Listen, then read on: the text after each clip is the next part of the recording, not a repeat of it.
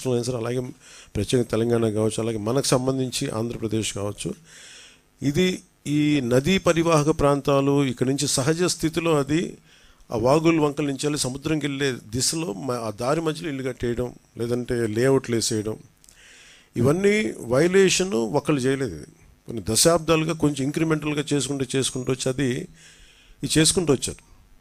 ఇది కూడా మేము అడ్డగోలుగా కూర్చోబెట్టి ఇది వైసీపీ ప్రభుత్వం మాటలు కాకపోతే వాళ్ళు చేసి ఉండాల్సింది. ఎంతో కొంత ప్రయత్నం కూడా చేయకుండా ఇలాంటి పరిస్థితుల్లో ఇంత సమర్థవంతంగా ఆ వయసులో ఆయన బుల్డోజర్లు ఎక్కి అసలు చేరలేని ప్రదేశాల్లో, వెళ్ళలేని ప్రదేశాల్లో కూడా ఆయన బుల్డోజర్ ఎక్కి, ఆయన పొక్లైనర్లు ఎక్కి, ట్రాక్టర్లు ఎక్కి గౌరవ ముఖ్యమంత్రి గారు అది అప్రిషియేట్ చేయాల్సింది పోయి ఆయన విమర్శించడం ఇది సరైన పద్ధతి కాదు, మార్చుకోవాలి వైసీపీ నాయకులు. అలాగే వైసీపీ నాయకులకు కూడా నా విన్నపం, నా విజ్ఞాపన, మీరు విమర్శించడానికంటే కూడా ఇది మనందరి ఉమ్మడి సమస్య, ఇది మన రాష్ట్ర సమస్య ఇది. సో మీరు కూడా నడుము వంచి, మీరు కూడా బయటకు వచ్చి, మీరు కూడా సహాయక చర్యల్లో పాల్గొనాలని మనస్ఫూర్తిగా కోరుకుంటా ఉన్నాను. అలాగే గత 2-3 రోజులుగా నేను కనిపించట్లేదు అది ఇది అని మాట్లాడుతాను. ఒకటి చెప్తాను, ఇప్పుడు నేను వస్తే నాకు ఇబ్బంది ఏంటంటే ఈ సహాయక చర్యల్లో ఇబ్బంది పడిపోద్ది. ఒకసారి అందరిని మీద పడటం, దానివల్ల అధికార యంత్రాంగానికి కూడా ఒత్తిడి అవుద్ది. దానివల్ల నన్ను వాళ్ళు చెప్పడం వల్ల రాలేకపోయాను. అది నిన్న మీకు క్లియర్ కట్గా తెలియజేశాను. ఇంకా దీన్ని విమర్శించాలని ఎవరన్నా వైసీపీ నాయకులు అనుకుంటే భవిష్యత్తులో ఎప్పుడైనా సరే మీరు నాతో పాటు రావచ్చు, ఎక్కడికైనా సరే నాతో పాటు నా కాన్వాయ్లో తీసుకెళ్తాను మిమ్మల్ని, నాతో పాటు నడవండి. ఎలా ఉంటుందో మీకు అర్థం చేసుకున్నప్పుడు అప్పుడు మీరే సలహా ఇస్తారు. అందుకని దయచేసి దీన్ని ఒకసారి మీ దృష్టికి తీసుకొస్తాను. కానీ విమర్శించే వైసీపీ నాయకత్వానికి ఎవరికైనా సరే రాష్ట్ర ప్రభుత్వం చేస్తున్న ఈ చర్యల మీద ఎవరైనా విమర్శించదలుచుకుంటే వాళ్ళందరికీ కూడా ఫస్ట్ మీరు సహాయం చేసి మాట్లాడండి.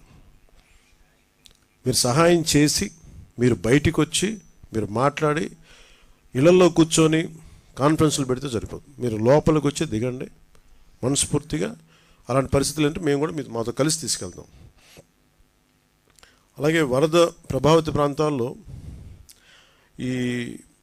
నేను ఇందాక మన కాన్ఫరెన్స్ కాల్లో కూడా మాట్లాడితే ఒకటైతే చెప్పిన, ఒకటి ఇమీడియట్ మెషర్స్ ఏంటి, ఈ వరద నీరు వచ్చేసిన ఇమీడియట్ మెషర్స్ ఏంటి, అలాగే భవిష్యత్తులో దీనికి ఇమీడియట్ రిపేర్, సపోజ్ రోడ్లు తెగిపోయినాయి, గట్లు తెగిపోయినాయి, అలాగే రోడ్లు పాడైపోయినాయి. సో వీటికి ఇమీడియట్గా అసలు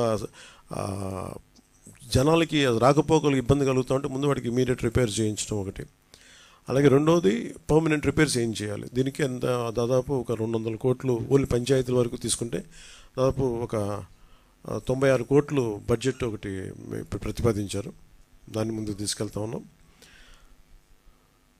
దాంతోపాటు మేము అడిగింది ఏంటంటే, ఒక మన ప్రిన్సిపల్ సెక్రటరీ గారు శశిభూషణ్ గారి దృష్టికి తీసుకెళ్ళింది ఏంటంటే, అసలు భవిష్యత్తులో ఇప్పుడు ఉదాహరణకి మీరు ఫారెస్ట్ డిపార్ట్మెంట్ మీరు చూస్తే నేషనల్ మీరు government of India environment forest department వాళ్ళ ఎలా ఉంటుందంటే, ఇప్పుడు ఎక్కడైనా సరే భారతదేశంలో ఉన్న ఏ ఇంచి అడవిలో అయినా సరే ఇంచి కూడా it's completely remote sensing agency ద్వారా it's completely monitored and photographed.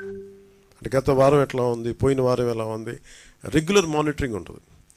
అంటే మీరు ఒక ఫారెస్ట్ డిపార్ట్మెంట్, మీరు ఫారెస్ట్ ల్యాండ్లో మీరు చిన్నపాటి ఒక పాక వేసినా కానీ it can be sensed, it will take a photograph. చాలా క్లియర్ కట్గా డిమార్కేషన్ చేస్తుంటాయి, ఇది ఫారెస్ట్ ల్యాండ్, ఇక్కడ వైలేషన్ జరిగింది. అదే తరహాలో భవిష్యత్తులో ఇప్పుడు మన ఒక డ్యామేజ్ జరుగుతుంది, దీన్ని అడ్రస్ చేస్తాం, దీన్ని బయటకు వస్తాం. భవిష్యత్తులో ఇప్పుడు మనం ఏమనుకున్నాం, ఇప్పుడు కూర్చోబెట్టి వైసీపీ వల్లే జరిగిందని నేను మాట్లాడలా. ఓకే, ఖచ్చితంగా వాళ్ళు గత ప్రభుత్వం వాళ్ళు ఉన్నప్పుడు 5 సంవత్సరాలు వాళ్ళు ఉన్నప్పుడు వాళ్ళు నిజంగా కొంత మనకి ముఖ్యంగా వాటర్ ఇరిగేషన్ ప్రాజెక్ట్స్ సంబంధించి కానీ ఏదైనా సరే వాళ్ళ నిర్వహణ లోపం చాలా, వాళ్ళు సరిగ్గా డబ్బులు కూడా ఇవ్వలేదు. దానికి వాళ్ళకి అవగాహన ఉందో లేదో తెలియదు కానీ డబ్బులు సరిగ్గా ఇవ్వాలా, లాకులు రిపేర్లు చేయాలా, కనీసం వాళ్ళు కూర్చోబెట్టి చిన్న మెయింటెనెన్స్ ఆయిల్ కూడా ఇవ్వలేదు వాళ్ళు. ఇలాంటి పరిస్థితులు చేశారు. అలాగే మీరు మీరు వించా డ్యామ్ కూడా మొన్న కూడా నేను మన కడపకి వెళ్తే ఆ జిల్లాలో కూడా చూస్తే వాళ్ళు చాలా నిర్లక్ష్యంగా, లష్కర్ ఒక ఆయన వచ్చి చెప్తున్నాడు, మీరు ఇక్కడ వరద వచ్చేస్తుంది మీరు పట్టించుకోండి అంటే ఒకళ్ళు పట్టించుకోలేదు. ఆయన ఇండివిజువల్గా ప్రభుత్వం చేయకపోయినా, అప్పుడున్న ముఖ్యమంత్రి గారు చేయకపోయినా, అప్పుడున్న సంబంధిత మంత్రులు చేయకపోయినా ఒక లష్కర్ వచ్చి, రామయ్య గారు వచ్చి ఆయన బయటకు వచ్చి ఆయన అందరినీ అప్రమత్తం చేసి చాలా ప్రాణాలు గట్టెక్కినాయి. ఇప్పుడు విపరీత నష్టంతో సో ప్రతి పనికి అలాగే ఈరోజు మేము అందరం కోరుకుంటుంది కూడా మీరు ప్రభుత్వాలు, మీరు మా గత ప్రభుత్వాలు దీన్ని అర్థం చేసుకొని మా సహకరించాలని మనస్ఫూర్తిగా కోరుకుంటూ, అలాగే వరద ప్రాంతాల్లో, ప్రభావిత ప్రాంతాల్లో నిత్యం పర్యటిస్తూ అన్నిత్యం అధికారులతో సమీక్షిస్తూ గౌరవ ముఖ్యమంత్రి చంద్రబాబు గారు తిరుగుతూ ఉన్నారు. అలాగే NDR national disaster response force, అలాగే స్టేట్ డిజాస్టర్ రెస్పాన్స్ ఫోర్స్, అలాగే పోలీసు, అలాగే మరి నిజంగా నిన్న డిజాస్టర్ మన పైకి వెళ్తే పైన మన డిజాస్టర్ మన state disaster response force command సెంటర్కి వెళ్తే ఫస్ట్ టైం మీడియా ఎంత యాక్టివ్గా ఉన్నారనేది నాకు చాలా చాలా ఆనందం వేసింది. ఆయన సిసోడియా గారు కూడా చెప్తా ఉన్నారు, state disaster response force head చేసి ఆయన కొన్నిసార్లు మాకంటే కూడా మీడియా వారే చాలా ముందులో ఉన్నారు. ఇది కొన్నిసార్లు మాకు బాగా తెలియజేస్తాం, అందుకని పర్టికులర్గా మేము మీడియాని కూడా ఫాలో అవుతుంటామని చెప్పారు.